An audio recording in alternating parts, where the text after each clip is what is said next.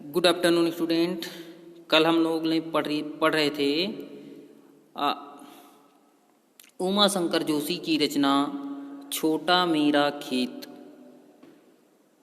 आज हम बगुलों के पंख नामक कविता पढ़ेंगे। तो जो कविता है उसका प्रतिपाद्य देख लेते हैं। बगुलों के पंख कविता एक सुंदर सदृश की कविता है।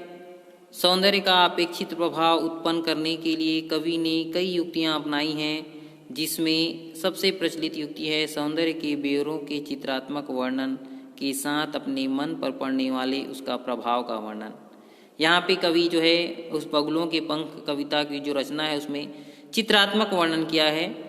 वस्तुगत और आत्मगत के संयोग की यह युक्ति पाठक के उस मूल सौंदर्य के काफ़ी निकट ले जाती है ना। यहाँ पे जो ये वस्तुगत और आत्मगत संयोग है उनके अनुभव को जो है उन्होंने किस सौंदर्य से वर्णन किया है वह उसके हृदय तक पहुँच जाती है।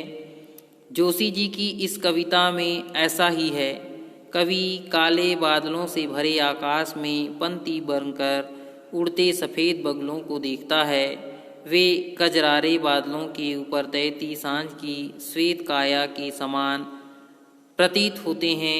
यह दृश्य इतना नयनाभिराम है कि कवि और सब कुछ भूलकर उसी में अटका सा रह जाता है। वह इस माया से अपने को बचाने के लिए गुहार लगाता है। क्या यह सौंदर्य से बांधने और बिंधने की चरम स्थिति को व्यक्त करने का एक तरीका है। वस्तुतः प्रस्तुत दोनों कविताओं का गुजराती से हिंदी रूपांतरण रघुवीर चौधरी और भोला भाई पटेल ने किया है। ये जो कविता थी ये गुजराती कविता थी जिसको हिंदी में परिवर्तित किया गया है। आ जाते हैं कविता की ओर।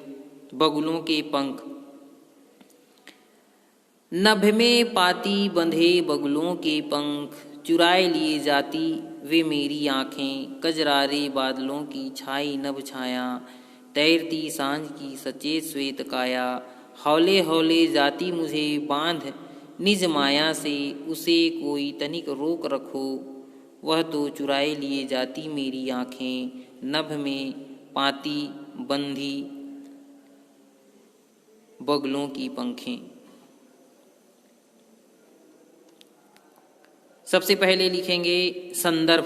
प्रस्तुत पद्यांश हमारी पाठ्य पुस्तक के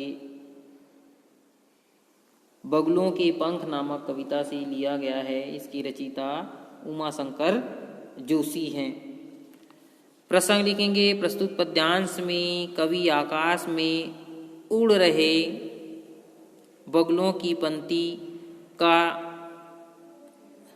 चित्रण किया है, उनकी सुंदरता का चित्रण किया है।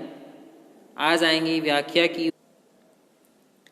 कवि कहते हैं कि आकाश में संध्या के समय असंख्य बगुले अपने पंख फैलाकर एक कतार में पंक्तिबद्ध उड़ रहे हैं। नभ में आकाश में पंक्ति बंधे बगुलों के पंख, चुराए लिए जाती वे मेरी आँखें। अर्थात आकाश में जो पंक्तिबद्ध अपने पंख फैला करके उड़ रहे जो बगुलों के पंख हैं वो क्या करती हैं, यह दृश्य मुझे सम्मोहित कर रहे हैं। अर्थात मेरा मन को मोह लिया है। ऐसे लग रहा है किसी ने मेरी आँखें चुरा ली है। कजरारे बादलों की छाई नभ छाया, और काले काले कजरारे मतलब काले काले बादलों के बीच आकाश में ये उड़ते श्वेत सफ़ेद बगुले ऐसे लग रहे हैं, है ना। काले काले बादल छाए हुए हैं आकाश में और उनके बीच में सांझ के समय श्वेत पंखों वाली ये हौले हौले जाती मुझे बांध निज माया। श्वेत पंखे वाली जो बगुले हैं, श्वेत पंखे वाली बगुले जो धीरे धीरे से जा रही हैं वो क्या कर रही हैं, मुझे अपनी इस प्रेम के जाल में बांध लिया है, मुझे बांध रहा है। कोई इस दृश्य को कोई तनिक मतलब थोड़ा रोक रखो, कोई उसे थोड़ा रोक सको तो रोको। यह आकाश में उड़ते बगुलों की पंखें मेरी नज़रों को चुरा रही हैं। वह तो चुरा लिए जाती मेरी आंखें नभ में पाती मंगों की। यह जो आकाश में पंक्तिबद्ध उड़ने वाले बगुले हैं, इनकी पंक्ति मेरी आंखें चुराई ली जा रही है, अर्थात मुझे आकर्षित कर रही हैं। विशेष लिखेंगे, कवि ने सौंदर्य व सौंदर्य की प्रभाव का वर्णन किया गया है। हौले हौले में पुनरुक्ति प्रकाश अलंकार हैं, खड़ी बोली है, आंखें चुराना मुहावरों का प्रयोग किया गया है।